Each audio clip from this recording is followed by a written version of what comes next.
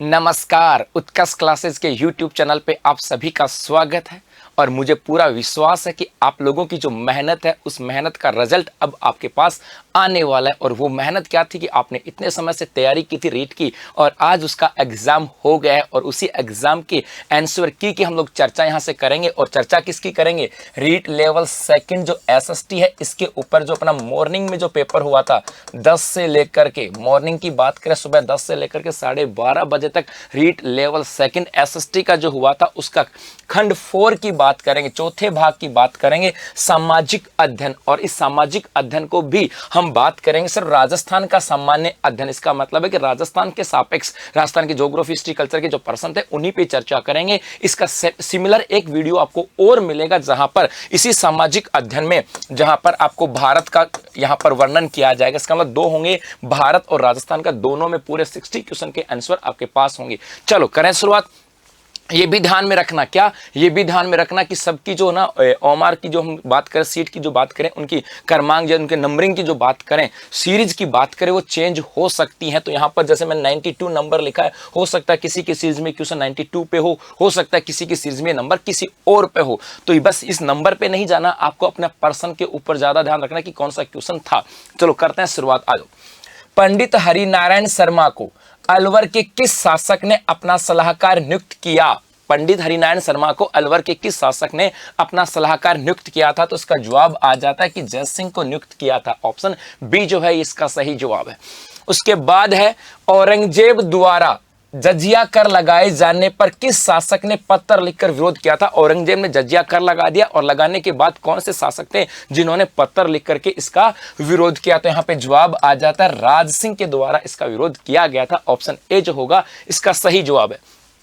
उसके बाद राजस्थान में उच्च प्राथमिक विद्यालयों में कल्प कार्यक्रम प्रारंभ कब हुआ? कल्प का मतलब था कंप्यूटर एडेड लर्निंग प्रोग्राम। इसका संबंध कंप्यूटर एडेड लर्निंग प्रोग्राम से था और इसकी शुरुआत वर्ष 2004-05 से हुई थी और शुरुआत जो हुई थी वो लगभग 180 स्कूलों के आसपास, लेकिन अपने को ध्यान रखना 2004-05 से। ऑप्शन डी जो है ये इसका सही जवाब है।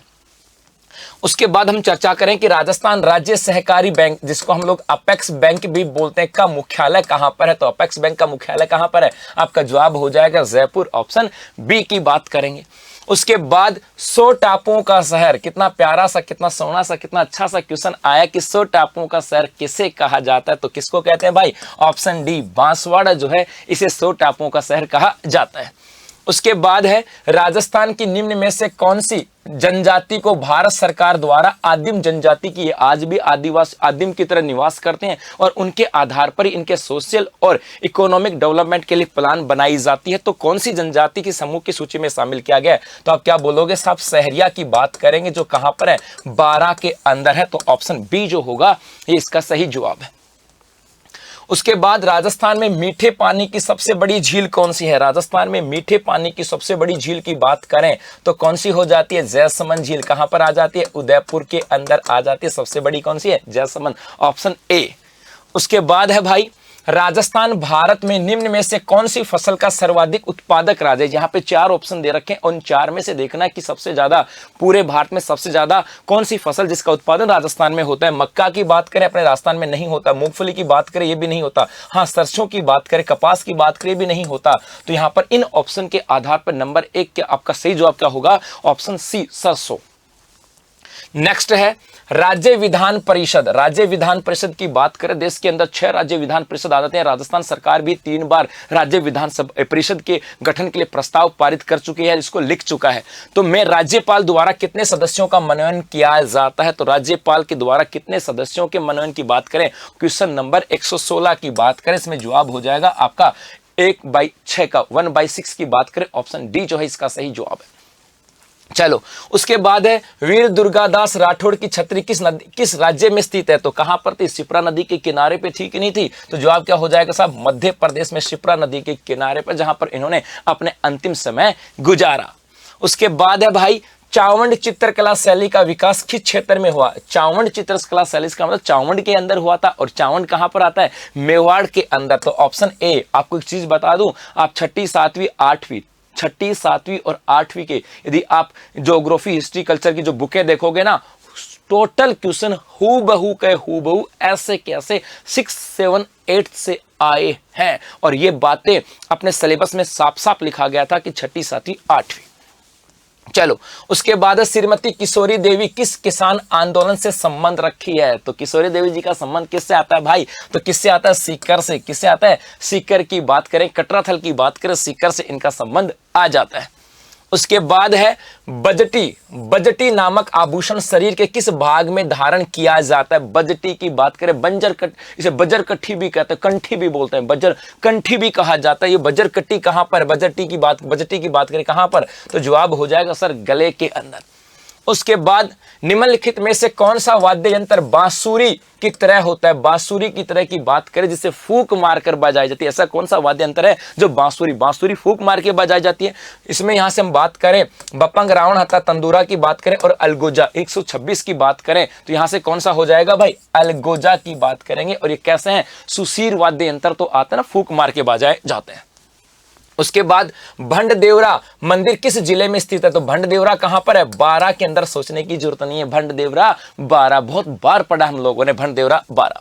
उसके बाद है डूंग जी व जवाहर जी ने किन राज्यों की सेना के विरुद्ध संघर्ष किया था? आपको पता होगा, जवाहर जी ने तो नाम आता है बीकानेर का, डूंग जी का नाम कहां से आता है? जोधपुर से। तो ऑप्शन ए हो जाएगा। डूंग जी का तो यहां पर मृत्यु भी हो गई थी ना, तो जवाहर जी बीकानेर, डूंग जी जोधपुर, तो दोनों का ऑप्शन हो जाएगा सब ए, बीकानेर और जोधपुर। उसके बाद है निम्न में से किस क्रांतिकारी ने गिरफ्तारी से बचने के लिए अमरदास वैरागी का छद्म नाम धारण किया? किसने छद्म नाम धारण कर लिया था अमरदास वैरागी के नाम का? तो 132 की बात करें, इसमें जवाब क्या हो जाएगा भाई? जोरावर सिंह की बारठ की बात करें, ऑप्शन डी। चलो, उसके बाद राजस्थान के किस क्रांतिकारी को तिहाड़ जेल में, यहां पर ये तिहाड़ जेल का संबंध दिल्ली के साथ नहीं है, यहां पर इस तिहाड़ जेल का संबंध आता है अजमेर की। अजमेर के अंदर एक जेल है जिसको तिहाड़ जेल बोलते हैं। अजमेर की तिहाड़ जेल की बात की जाती है कि कौन से क्रांतिकारी को तिहाड़ जेल में रखा गया था। 133 की बात करें तो नाम क्या जाता है भाई? गोपाल सिंह खरवा का नाम आ जाता है। किसका? Gopal Singh Kharwa, option number B हो जाएगा। उसके बाद है निम्नलिखित में से कौन हल्दी घाटी के युद्ध में महाराणा प्रताप के चंदावल दस्ते, हल्दी घाटी के अंदर, ये नहीं पूछा हल्दी घाटी में, हल्दी घाटी में भी किसमें? चंदावल दस्ते की बात की गई। हल्दी घाटी में भी किसकी बात की गई? चंदावल दस्ते की भी बात की गई। तो यहां पर कौन कौन थे? एक तो पुरोहित गोपीनाथ, ये साफ साफ लिखा हुआ है 6ठी, 7वीं, 8वीं बुक में देखोगे तो। एक तो क्या हो जाएगा? पुरोहित गोपीनाथ, राणा पुंजा की बात करें, जयमल मेहता की बात करें और चारण जैसा की बात करें तो 1, 2, 3, 5, यहां पर ऑप्शन डी की बात करें, ऑप्शन डी की बात करें 134 में, ये इसका सही जवाब है। चलो, उसके बाद निम्नलिखित में से किस छतरी को शेखावाटी की सबसे बड़ी छतरी मानी जाती है? शेखावाटी की सबसे बड़ी छतरी किसकी मानी जाती है? तो राम गोपाल पोदार की छतरी को सबसे बड़ी छतरी मानी जाती है। उसके बाद है भाई महान गणितज्ञ ब्रह्मगुप्त का जन्म राजस्थान में कहां पर हुआ? तो भीनमाल, जालोर, आपका ऑप्शन ए जो है ये इसका सही जवाब है। उसके बाद यदि हम बात करें संत दरियाव जी द्वारा राम स्नेही संप्रदाय, देखो कुछ बच्चों ने राम स्नेही संप्रदाय ठोका होगा और सोचा होगा चलो सापुरा कर देते हैं राम स्नेही संप्रदाय के साथ, लेकिन भाई संत दरियाव जी के द्वारा पूछा गया कि राम स्नेही संप्रदाय की शाखा कहां स्थापित की गई? तो जवाब क्या हो जाएगा? रैन, ऑप्शन सी जो है इसका सही जवाब है। और एसएसटी में राजस्थान के सापेक्ष में अंतिम अपना क्वेश्चन है कि राजस्थान पंचायती राज एक्ट 1994 का राजस्थान पंचायती राज अधिनियम के तहत अध्याय 2 क में किसके गठन का प्रावधान है? तो जवाब क्या आ जाती है? ग्राम सभा, ऑप्शन डी जो होगा इसका सही जवाब है। उम्मीद करूंगा आपकी मेहनत काम आई होगी और पेपर अच्छा हुआ होगा। Thank you.